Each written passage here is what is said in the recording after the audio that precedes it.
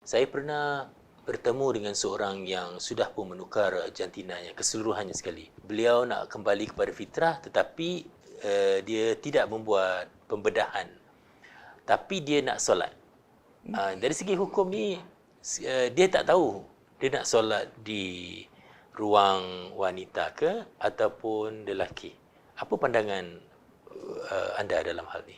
Well, kalau kita lihat daripada sudut hukum, kan, yang kita namakan fitrah itu adalah apabila seorang itu dilahirkan sebagai seorang lelaki, maka sepanjang hidupnya itu sampailah hari kematian itu dia dianggap sebagai seorang lelaki. Hatta ketika mana seorang itu meninggal, siapakah yang wajib memandikan mereka? Ya kan? Walaupun dia dah tukar jantinanya. Tetap kalau ikut hukum yang akan memandikan itu adalah orang lelaki. Walaupun dia telah tukar jantina. Sebelum masyarakat diambil kira dalam keadaan mereka ini apabila mereka nak sembahyang di masjid dan sebagainya, orang itu sendiri juga kena timbul satu kesedaran. Mana paling tidak pun mereka kena berpakaian seperti orang lelaki supaya tidak menimbulkan pandangan sirung kepada masyarakat. Tapi kalau dia datang dengan pakaian perempuan, sembahyang di tempat lelaki, tentulah masyarakat akan pandang sirung kan. Jadi kalau mereka dapat mengenakan suatu tindakan yang wajar, itu yang kata Ustaz Bashir tadi. Kita ada beberapa soalan cepu mas yang kita ajurkan. Sejauh manakah iltizam mereka untuk berubah? Ya kan? Bukan hanya daripada sudut percakapan mereka, kita juga kena menyelami niat mereka dan mereka ini kena zahirkan. Pengalaman Ustaz ni membawa saya kepada satu soalan yang sering saya memikirkan. Orang yang bertatu, jika mereka ingin kembali ke fitrah, dari segi hukum sebenarnya haruskah mereka menghilangkan itu semua? Ramai daripada kalangan masyarakat ataupun termasuk ahli-ahli keagamaan yang mungkin memberikan pandangan yang salah terhadap orang-orang yang bertatu. Kalau diselat pada satu sudut dilihat pada sudut hukum, ada tatu yang wajib dibuang. Seperti tatu itu yang melambangkan lambang-lambang keagamaan lain. Dalam hal itu, untuk mengelakkan daripada sebarang fitnah di belakang hari, contohnya ketika dia meninggal sebagainya, kalau ada tatu-tatu seperti itu, orang akan menganggap bahawa ini Islam ke bukan Islam. Jadi kalau adalah lambang-lambang keagamaan, wajib dibuang.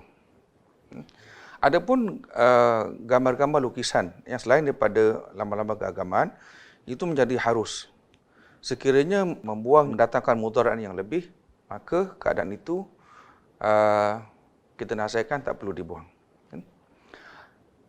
Timbul persoalan, apakah sah sembahyang seseorang itu ketika mereka bertatu? Dia tidak ada satu jawapan yang direct, yang langsung. Sebab kalau kita berikan satu pandangan yang silap, penerimaan mereka ini akan juga terpesong. Contohnya, kalau ada seorang ustaz kata, kamu ni punya tatu ni menyebabkan air sembahyang tak sah. Bila air sembahyang tak sah, solat tak sah. Jika hal ini diterima oleh mereka, sampai bila mereka nak sembahyang? Mereka tak akan lakukan sembahyang. Tetapi sebaliknya kalau ada seorang ustaz kata, kamu punya tatu ni sah. Ya kan?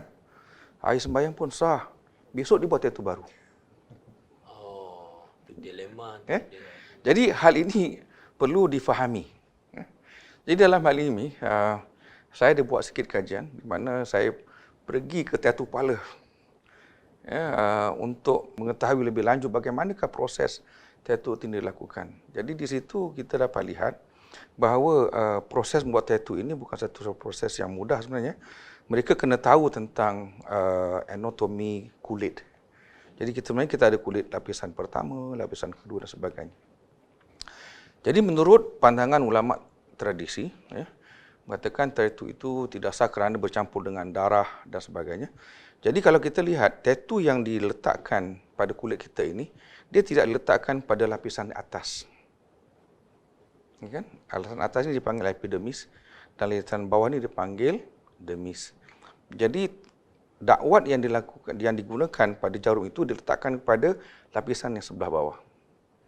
Sebab kalau letakkan lapisan pada sebelah atas, kalau ada luka yang berlaku, dia akan merosakkan lukisan tadi. Sebab itulah dakwat itu berada di bawah kulit kita ini.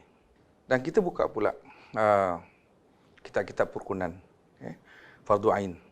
Yang kita basuh adalah kulit luaran, bukan kulit dalaman. Ya kan? Jadi dalam hal ini, kita akan terangkan kepada mereka bahawa solat itu dalam apa juga keadaan wajib dilakukan. Jadi untuk kita mencegah mereka daripada buat tattoo baru, kita katakan taubat kepada Allah Subhanahu Wa Taala, teruskan kewajiban kita kepada Allah Subhanahu Wa Taala.